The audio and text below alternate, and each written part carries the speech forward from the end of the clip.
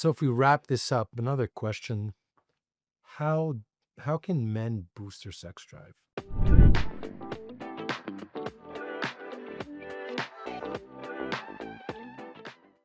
What can men do to? Is there? Move to somewhere warm, I guess. Number one, or if you're always cold, that doesn't help. I think stress is just not something we talk about.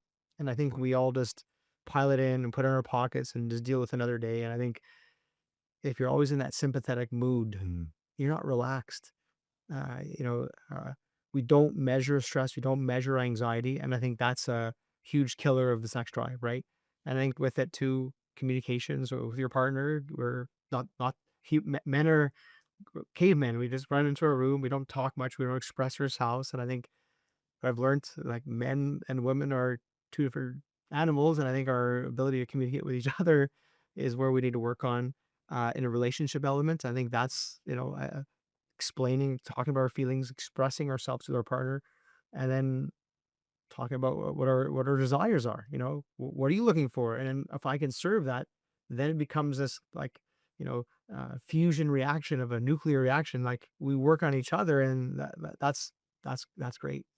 But self esteem, feeling invigorated and energized, and you tell me how do I get in good shape? I think same question. Is it mm, I'm gonna go to the Popeyes and buy some arginine? yeah, I'm not sure that's the answer, right? Just I think that's one thing when you look at I've been doing the show for years, and I still look at other shows, and you have all these supplements and all these drink your watermelon juice and take your L-arginine, take citrulus, and you hear all this, and it then becomes confusing. You're like, how much of this actually is going to make a difference? All these foods and diets sometimes that are like made to help and increase your sexual drive or your sexual performance.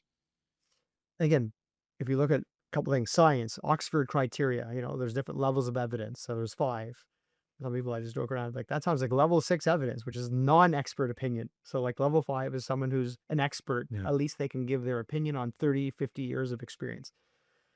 But some people, again, you just, you want to believe in it. It just sounds so good to be That's true.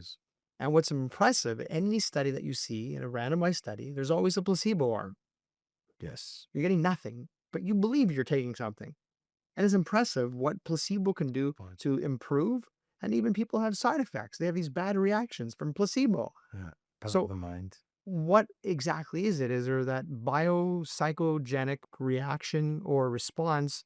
And I think that is it stress? Is it our wanting of believing that's going to be better and our perception of what's better? So I think that's, and how do you change your perception of things? And I Good think point.